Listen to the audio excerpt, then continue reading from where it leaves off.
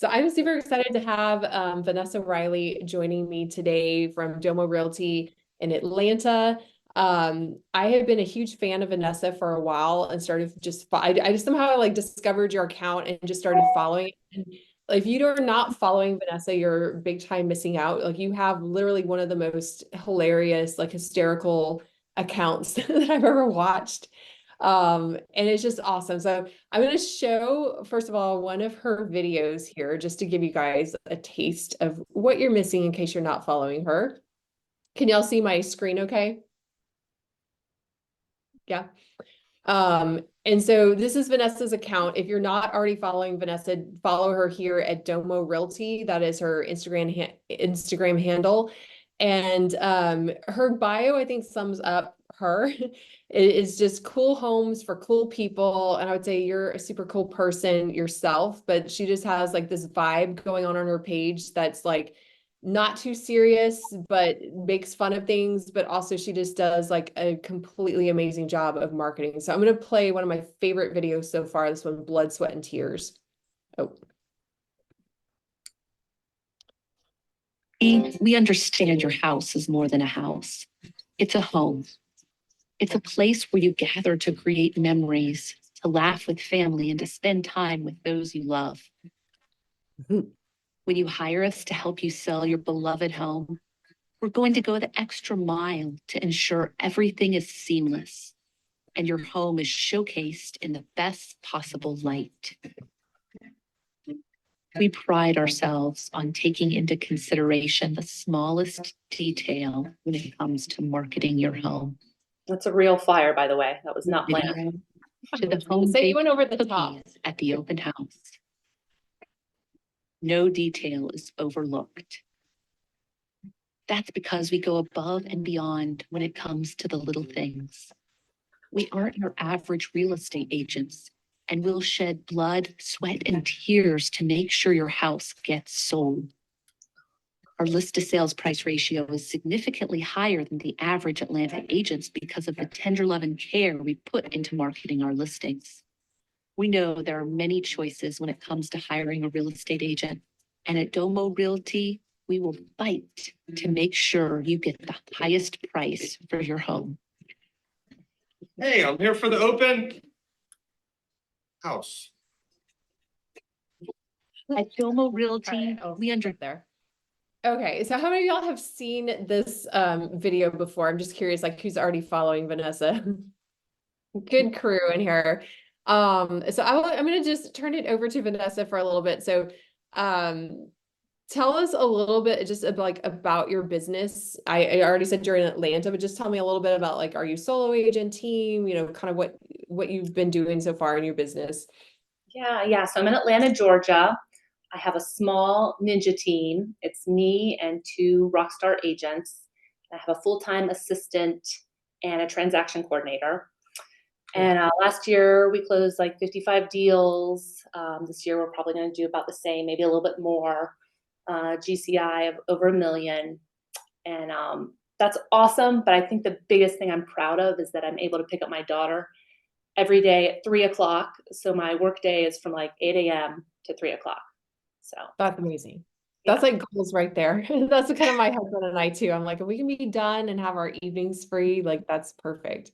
yeah. What role would you say is like has Instagram played in your business since this whole webinar is kind of focused on Instagram? Yeah, so I've been on Instagram for a while, but I didn't get really serious about creating content until about 2 years ago. And I just started to create video and content, like good and bad content. And that's when I really started. So just I'd say this past year is when I started getting actual leads and deals from Instagram.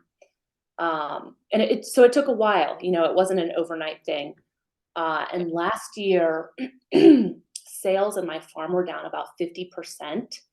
So technically my number should have been down, but because of Instagram, and the leads I was generating, I was able to close the same amount of transactions from 2021, 2022, and 2023. So about a third of my business comes from Instagram, which is crazy. Yeah, I mean, that's huge. When you said you did 55 sales, to get like a third of that from Instagram is like amazing. You talked about you were putting out bad videos. You put out some good, some bad. Like, how did you kind of stumble across like your style, and then, what is your strategy now for the content that you're posting? So I tried everything. I mean, from dressing up in wigs to market reports. You just have to try it and throw it out there and see what catches and what doesn't. Um, my strategy now is a mix between humorous realtor skits, making fun of realtors, funny real estate situations, and of course, marketing houses. Um, and lately, I've seen most of my followers that are local start following me because of the property tours and the listings I'm putting out.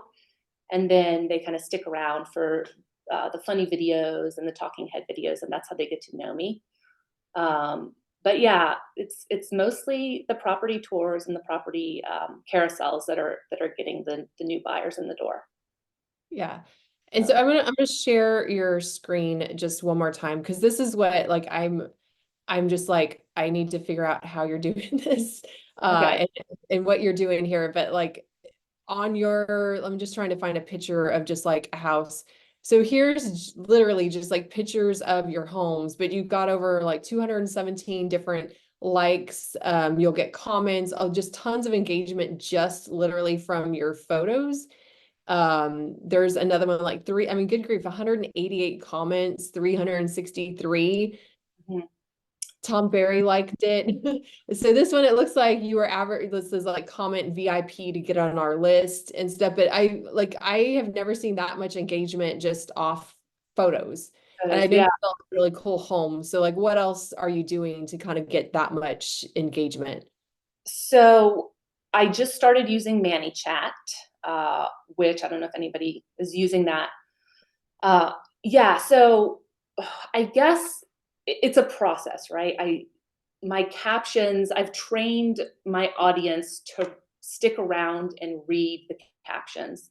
And so I guess that helps with the algorithm to boost those pictures or those properties more, and they get in front of more people. Because I always give them a little treat, something unexpected in the captions, and I think just the time scrolling through those pictures helps. ManyChat, I'm trying to funnel people into with, so they leave a comment in the comment section like VIP, and then they get an email, a DM instantly to a link to sign up to my newsletter for so I'm touching them, on Constant Contact, Instagram. So far, yeah, ManyChat's been really awesome. And also, you can create, like, if they leave a comment, you can automatically reply to that comment, so your comments double, and people see that, they're like, "Whoa, this has a lot of comments. Let me see what's going on," and they go and they So read. when someone's asking what is mini chat, so I just dropped the name in it. So it's like chatting with many people at once. Any of you who followed my link on Instagram and I said drop the word webinar, I was using mini chat. So as soon as you drop the keyword webinar, you got like an email reply, and it was like register here. And so I wasn't personally sending out all those things. It was like an AI way of responding to it. But that's like oh, I replied directly to one person. Sorry. Let me try dropping it back in there. It is like a paid service, and it's something I definitely should be using more. But I love how you're using it just I've been using it mostly for these webinars, but it's like there's so many opportunities, and I love the idea that you're like giving something. So it's like drop this to get whatever, drop this to see the full tour, drop this to get on our VIP list, like all those different kinds of things is awesome. Um, as far as your property descriptions go, like you literally have like it's almost like you're an English major. Were you an English major or like or like novelist at some point? No, I am not a professional writer at all. I was in marketing when I Okay. school. Yeah, so I love to read. I love words, and it really started. I started going all in on these property descriptions when I was getting feedback from Constant Contact from my email list. I was just getting so bored with writing the same old, 4 windows and a door, granite countertops description. And so I went out on a limb and I created a story. I mean, this was years ago. And people started responding to my listing emails that I'd send out, and they were just getting such a kick out of it that it, encouraged me to continue with the crazy stories and the crazy property write-ups. And so that's kind of what has gotten me a lot of attention in the real estate arena. And there's no magic formula. I totally use AI, but I use it as a tool.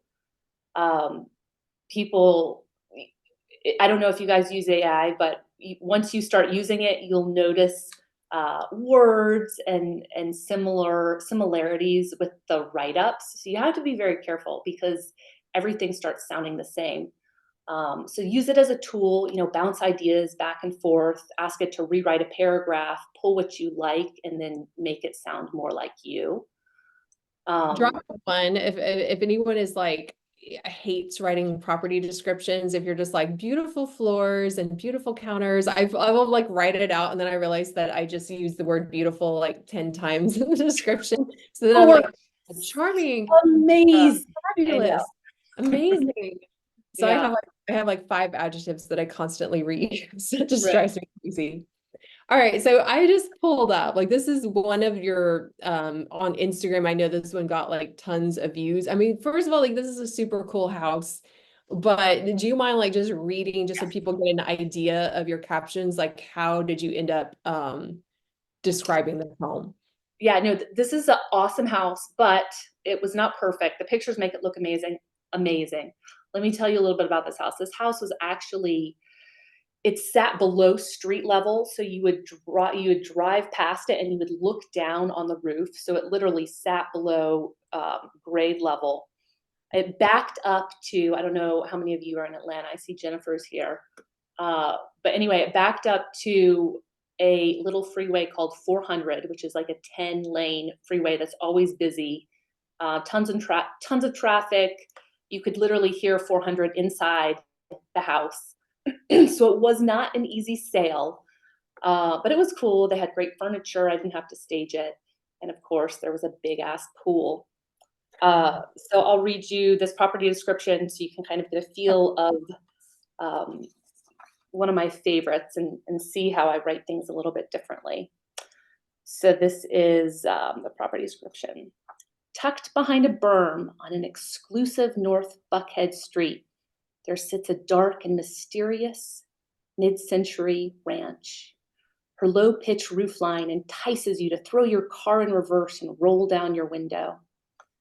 What is she hiding behind those clerestory windows and walnut panel front door? You pick up the phone and dial your agent's number. Your wife is sitting next to you, scrolling through the pictures on Zillow when she lets out a low-pitched moan. What is it? You impatiently ask. It's huge, she says. What's huge? You grab her phone. You're both hovering over the phone in your car. You need to get into this house ASAP. On a scale from 1 to 10, it's a 15. You've been sifting through 1990s McMansions and farmhouse wannabes for the last 3 months, all in search of this home.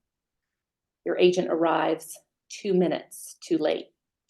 There's already another set of buyers who just pulled up and are getting out of their red Tesla. You can smell their trust fund 50 feet away. They pretend not to see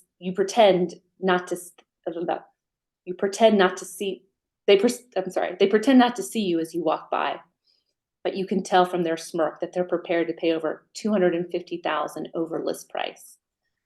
Game on, you whisper. You grab your agent's hand and start to run, then sprint to the house. You're going to get in first. Pushing past the front door, you're greeted by the most dramatic foyer you've ever experienced, with original brick staircase flanked by brass sculpted handrails and 2 planters. Lock the door, you yell. Stepping into the living room, your jaw hits the floor and your tongue rolls out of your mouth. Why don't they build houses like this anymore? The windows, the paneling, the square-shaped black brick that adorns the fireplace. The eye candy in this home is unreal. You walk over to the wall of windows and gaze out the back into the sea of green leaves. And there it is, the biggest pool you've ever seen. It's huge. Say hello to 4207 McClatchy Circle, where dreams of lounging on pink flamingo floats really do come true. Heading out of the house, you let the other buyers know it's too late. You just got off the phone with the seller and they've already accepted your offer. Bye-bye now.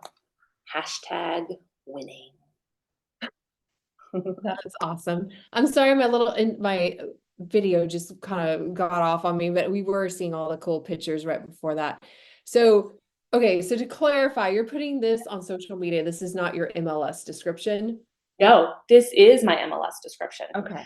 So our Wow. MLS, I don't know, I guess different MLSs allow different amount of characters. Yeah. I can get all of this into my MLS. Okay. I use it for the MLS description. I use it for my email for constant contact. I will snip it up and use it for captions, blog. I do a blog on my website. So I use it everywhere. I also will, just recently, I'll start taking excerpts of the property description and editing them into the voiceover and the video, the YouTube video I do for my properties. So yeah. That was so cool. So like okay, I know you said you have a process, but like do you have any tips for someone starting out? Because I will sell, when you talked about like they're sick of the wannabe farmhouse, like McMansions, I feel like that's what I sell. I don't have like cool mid-century stuff. I'm like out in the suburbs of Austin and everything was like made in the last 5 to 10 years. So it's a lot of like whites and grays and whatever, kind of the cookie cutter homes. But Yeah. like, what tips would you say, to help someone that's just like, okay, I'm not as creative as that? Like, is there some tips that you have, like a process of how you get started when you look Yeah, at your photo home?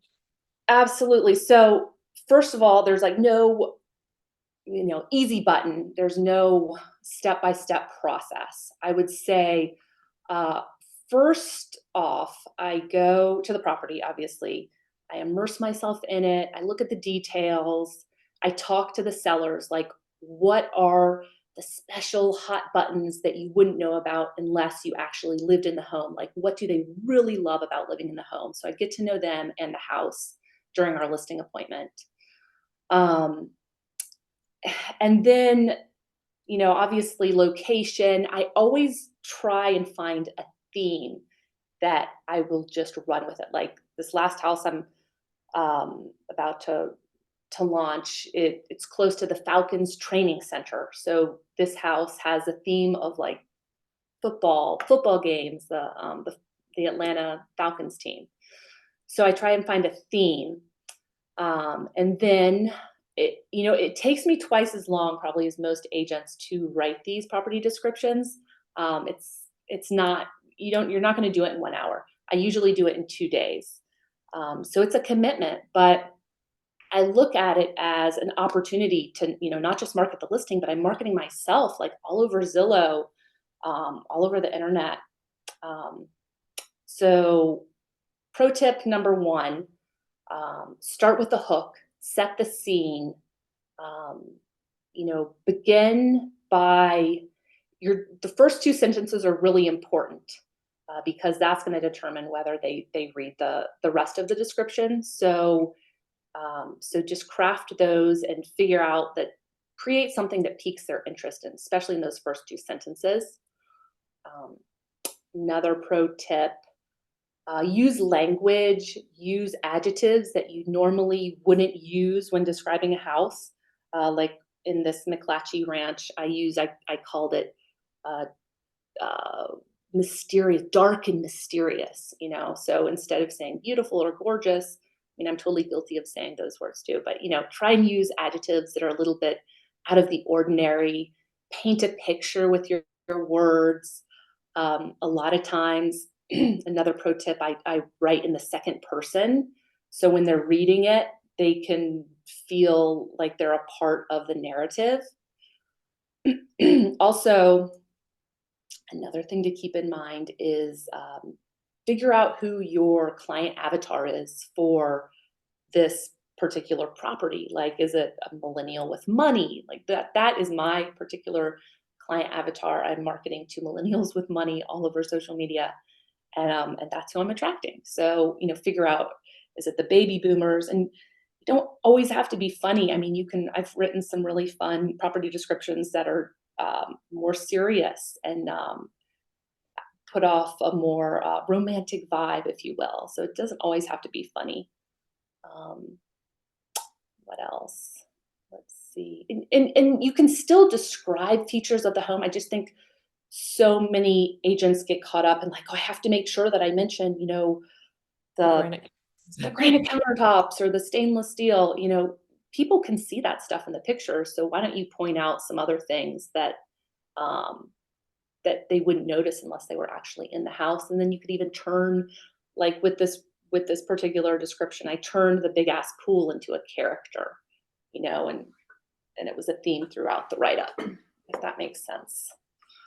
No, I These love are that. just suggestions. Yeah, thank you. So Like I said, I feel like a lot of times I don't have your homes, first of all, are super cool, but I think there's a lot that could be done for just the average plain Jane house. And so I'm Mhm. definitely kind of taking some of these tips in there because I feel like I have a geo farm. Everything in the geo farm has been built in the last 10 years by the same handful of builders. And it's like, oh, that's that floor plan, but one has brown and one has gray or whatever. So I love the idea of, again, trying to find out what's unique, even though they might look the same. And then again, just telling the story of like who would be living there, what would their life be like, and just coming up with those different adjectives. Do you have like an adjective book? Where do you come up with your adjectives? I think Here's you a fun, windows, and I was like, wow, I would not have used that word.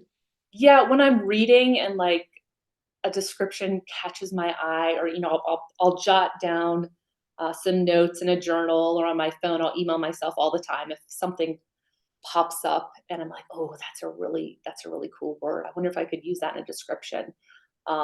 Sometimes when I can't get started or I have writer's block, I'll pull out, I don't know if you guys have used that game, Cards Against Humanity. It's super raunchy and funny. So I'll just pull that out and I'll start, even if you're not going to use what you start writing with, you can still get inspired and like break out of your rut.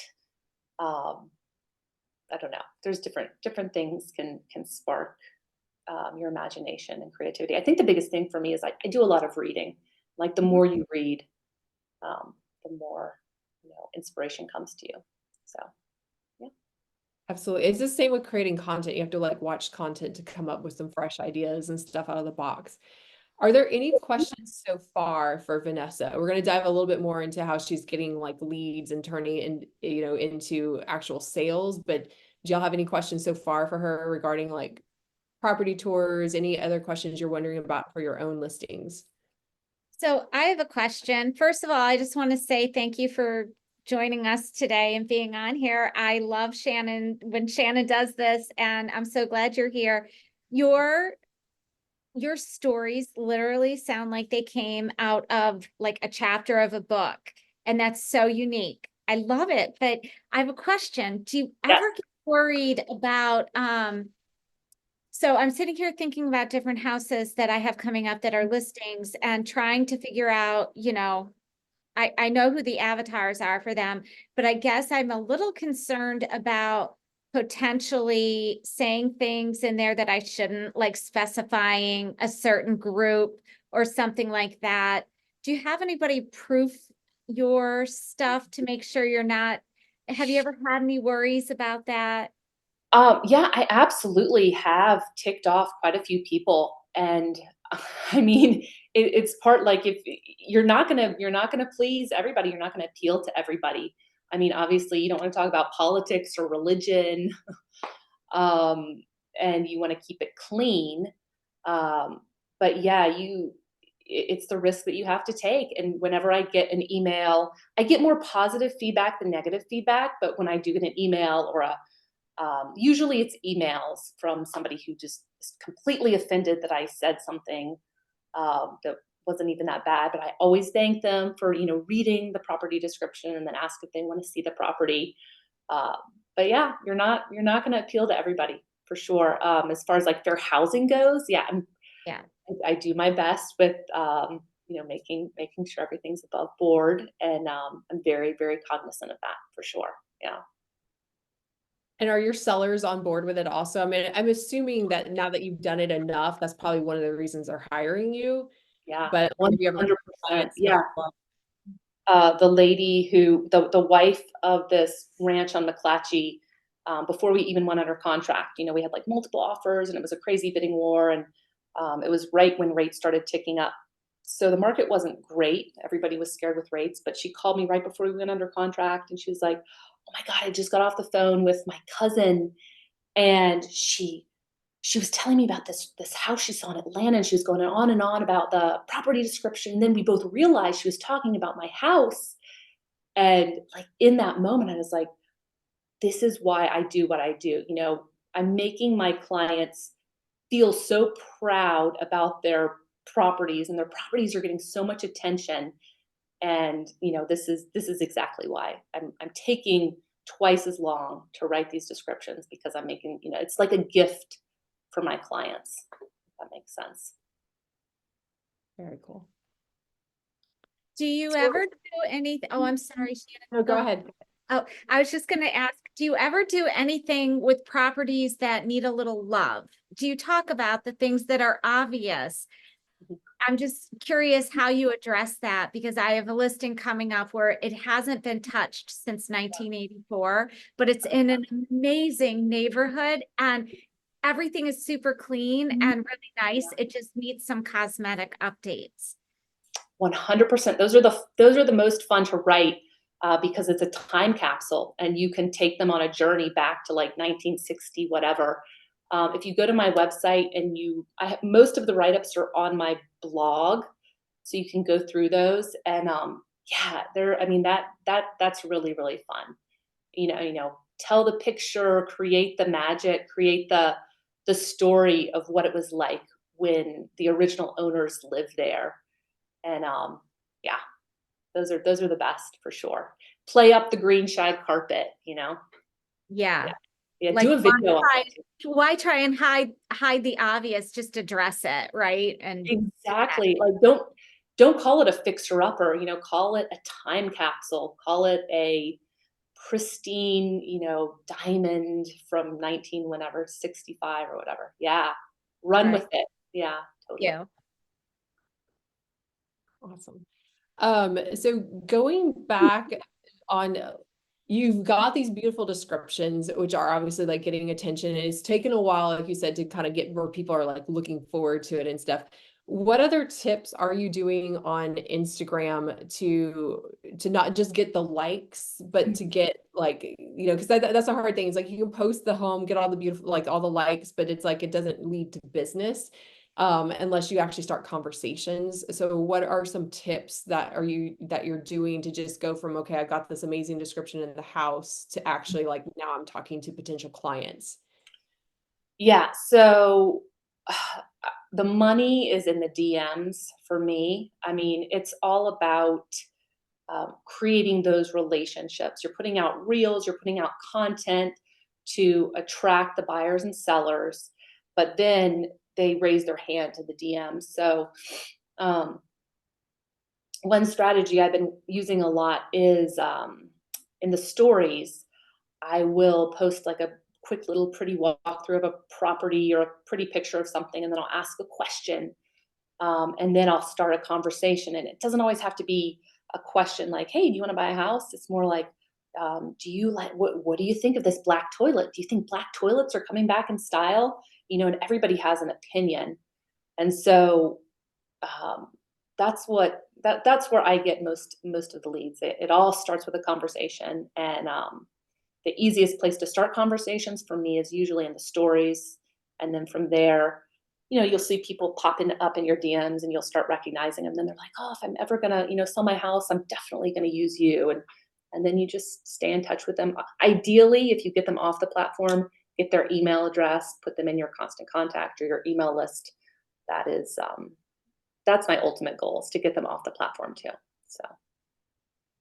I 100% agree with that because DMs are so messy and you can't like organize them on Instagram. So the ideal is like try to get them up. For me, it's like if I can get people voting on a story, I'll try to do the same thing, you know, where it's just like, okay, would you rather have like a tour? Like, would you wait a year to build a new home, or would you want something that you can already see that's move-in ready? And people vote on it. Or the same thing, like, do you love the farmhouse style? I'm over it, or whatever, and just reply back. That's the main thing, is like, don't just say, oh, 20 people voted, they are over it, and 20 people or said this. Like, you have to actually go back and reply to those 20 people with Right. something. Exactly. And then if it leads to anything, then I'm like, hey, let's chat. And I try to give them like a link to Calendly or, something like that. Something else that has helped me is just because I lose people. I know I've like let some people slip through the cracks. And so what I'm doing now is very consciously, like, if someone has been like dropping little hints. There's a person that's like Marie 87, blah, blah, blah. And I know she lives in Austin. She told me she's renting. I don't even know her last name. And I've tried to get the Calendly link, but I put her in my CRM as Marie as her first name. And then I put her Instagram handle. And so she is someone that's like in my warm list of, okay, just who should I contact today? And it's like, oh, Marie on Instagram. So I can go in there and just at least chat with her, because otherwise I'll totally forget who she is. So just whatever you can do the moment you see like someone is or even liking photos. I had someone one time that kept liking some house pictures in the farm where I geo farm. And so just reaching out, hey, I noticed you're liking all these photos. Do you live in the area right now? Or are you thinking about moving out here? And so, it's like, well, I'm renting, but I like this area. And I worked with that lead for about a year before they finally like agreed to do the Zoom and meet with me. And then we got them a house. They just moved here and started renting. So that would be another tip, is just write people's names down as if it was a lead. And, all you have is their Instagram DM. You don't have their real email yet, but that way you don't lose those people and just, like totally forget about them. Yeah, exactly. Exactly. For sure. As far as I know, we talked a little bit about ManyChat, and like I said, anyone who got here probably got here because I put ManyChat onto my Instagram post and I said drop the word webinar and you got the little link. But for like client ideas, like what are some different things you've offered people? Because I mean, ideally, I would love to have like customers out there dropping words and and asking for something. So kind of like, what are some different things you've tried on ManyChat to get your audience responding? I don't have a lot of lead magnets right now. My lead magnet is, drop the address, drop 123 Walker Street, and it'll, if you want to see the full video walkthrough tour. So I do video walkthrough tours, and then it's really just drop VIP to get more cool homes, which leads them to a link to sign up for my email constant contact list. And so that's more like they'll get the coming soons and stuff exclusive to you that hasn't hit everyone yet. Exactly. Yes. That's cool. Yeah. That's what I usually say to open houses for people, to get them to give their contact information. I'm just like, if you want to know about things before they hit the market in this area. But I love the idea of just drop the word VIP. And then that's another easy way of just getting people on your email list, because that's like the main thing, is like you said, getting them off Instagram. Yeah, you want to build that email list, and I mean, that way you can communicate with them if something happens, God forbid, to your Instagram account. At least you have a bulk of your people on that email list. Yeah, for sure. Johanna dropped in there in the chat. She said, do you get more like saves on Zillow, Realtor.com versus like normal properties? I guess with like the traditional descriptions, do you see like a big impact on those third-party sites? Absolutely. I would say, I mean, there's nothing better than seeing a listing go viral. Yes, my listings do probably receive at least 50% more views and saves than the average listing that's around them. And then when they go viral, it's so much fun because you keep on sending screenshots to your clients like, oh my gosh, look how many views Zillow has. So yes, absolutely. People read. So many agents are like, oh, nobody reads the property description. They do read the property description, and if it's really good and funny or connects them on an emotional level, they're going to send it to their friend, even if they're not looking to buy a house. They're going to share it. So it's a great way to get your brand into people's email just by taking a little bit longer to write a good property description. Yeah. Cool. All right. Are there any other questions that we have for Vanessa?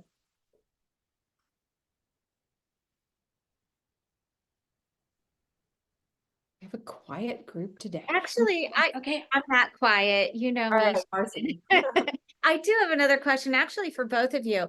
How long do you think that it takes on average when you start having conversations with people in your DMs until they get to the point where they're talking to you on the phone, they're, talking to you about listing their home or finding their next home? How long does it usually take?